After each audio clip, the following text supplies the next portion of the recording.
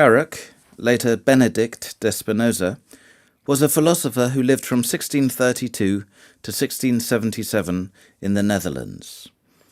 He was of Sephardic Jewish heritage, though he was excommunicated by the Jewish community in Amsterdam in his 20s for his views.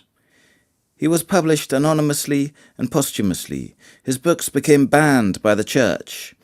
Only a century after his death, following the Pantheism controversy of the 1780s, did his writings become openly studied. Spinoza published works on Descartes' philosophy, on politics and theology, including a highly controversial book involving biblical criticism, but most importantly, he wrote on metaphysics. The Ethics was his last work and masterwork, wherein is contained this metaphysics, this system of explaining reality, a system that had an influence on many thinkers, notably Goethe, Hegel, Schopenhauer, Wordsworth, Nietzsche, Borges, Whitehead, Naess, Deleuze, and Einstein, who called Spinoza, quote, the greatest of modern philosophers, end quote. The following are the basic tenets of Spinozism, or more specifically, Spinoza's metaphysics. Monism. Substance. There is one substance, one underlying reality that can be expressed in an infinite number of ways. Attributes. These expressions, abstractions, or aspects are called attributes. Each attribute is infinite in itself. Humans have access to only two attributes, thought and extension, which are, roughly speaking, mind and matter, or better, sentience and physical space. Modes. Each particular instance is called a mode, or modification. A particular physical object is a mode of the attribute of extension. A particular mental state is a mode of the attribute of thought. Note: for Spinoza, mind and matter are not two separate substances, as was advanced by Descartes, but rather mind and matter are two ways of grasping the very same substance. Thus, there can be no interaction, emergence, or downward causation between mind and matter, just as there can be no interaction between Hesperus and Venus, because both names refer to the same planet. Pantheism. This one substance Spinoza calls God or nature, in part because this one existent reality must have the attribute of extension, infinite space, in parallel with its attribute of thought, infinite intellect. That is, Spinoza adds the attribute of physicality to the notion of the perfect being, thereby completing him, rendering God immanent rather than transcendent. Spinoza's contention that all, pan, is God, theos, was named Pantheism by mathematician Joseph Raphson 20 years after Spinoza's death. Raphson contrasted pantheism to panhylism, the view that everything is insentient matter. Note 1. By identifying God with nature, Spinoza was accused of atheism. However, considering the infinite intellect as an aspect of the universe should suggest otherwise. Indeed, Novalis referred to Spinoza as God intoxicated. However, Spinoza's God was not personal. The infinite intellect is as similar to the human mind as infinite space is similar to the human body, i.e., radically dissimilar. Note 2. Spinoza's nature is not merely physical, but also includes the infinity of other attributes, including thought. Thus, those accusing Spinoza of being a materialist were also off the mark. Pantheism is not panhylism. Matter is but one expression of reality. It is but an abstraction or extraction, i.e. a part. Likewise, those calling Spinoza an idealist are also off the mark, as mind is not productive of matter, but equally expressive of the fundamental substance. Note 3. Substance, nature, God are thus synonyms. Panpsychism. All matter, then, not just complex animal matter, is an expression or attribute of substance, nature, God. Therefore, all, pan, that exists physically must have its parallel mental attribute, psyche. Consequently, we see that Spinoza's monism implies a panpsychism, that all things have mind. Because they are fundamentally identical, mind cannot have emerged from matter in the animal past, nor can mind emerge from matter in the present, neither diachronically within gestation, nor synchronously from extensive brain to thinking mind. Such common belief betrays an inherent and unwitting dualism. Because mind and matter are but different expressions of the same underlying reality, one would expect to find neural correlates of consciousness and mental change accompanying bodily change through brain damage, chemical ingestion, etc., as is the case. At its core, there is nothing unscientific about Spinozism, so long as one distinguishes science as a method from any dogmatic belief system, such as the materialist, and thus unwittingly dualist, tendency still observed in biology, a manifestation of the Cartesian legacy.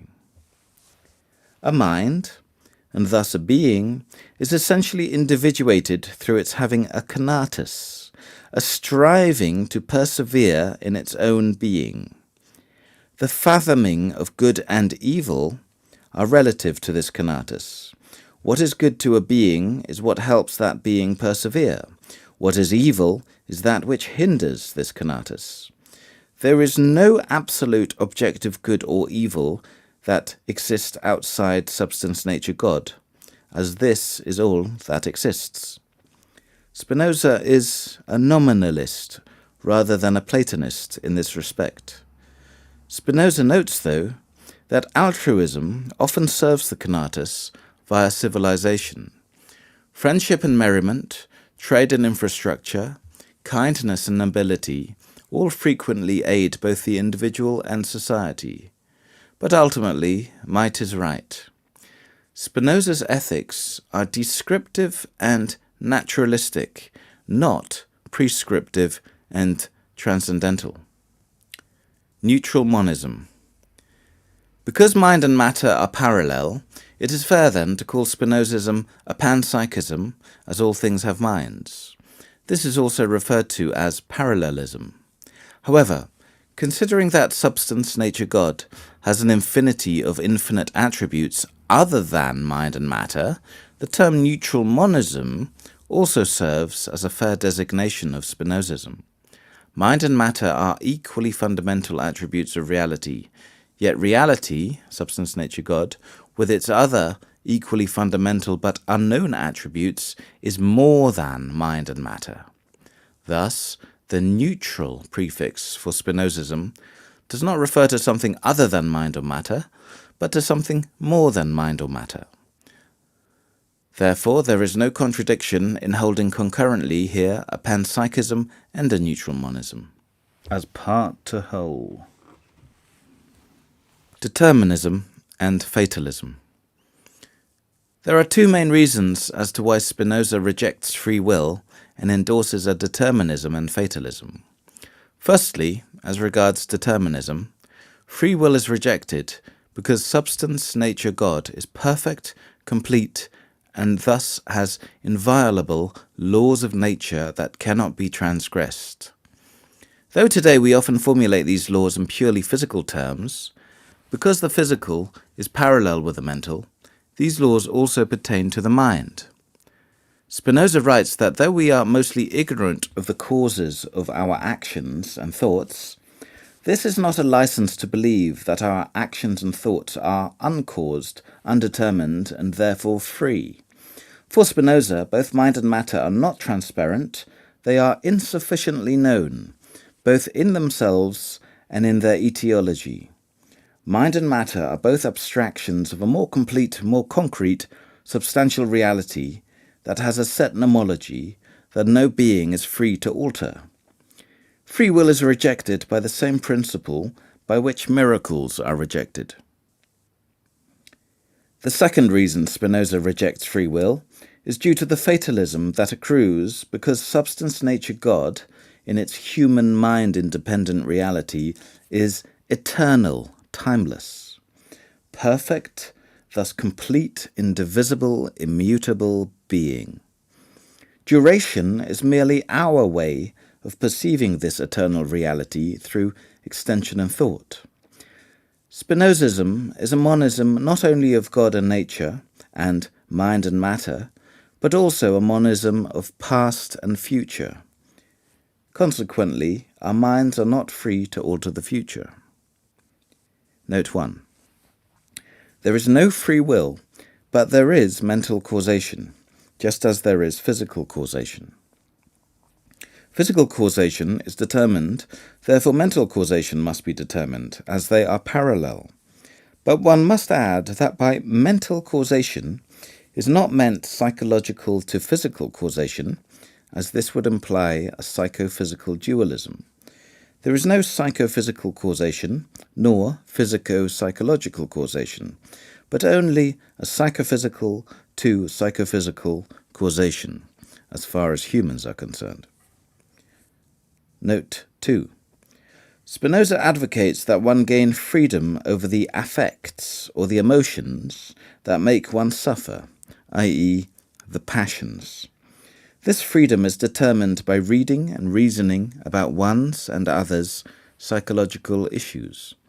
The Ethics contains much analysis of such issues, and thus presents itself in part as an early modern psychology text, anticipating later studies of the workings of the subconscious.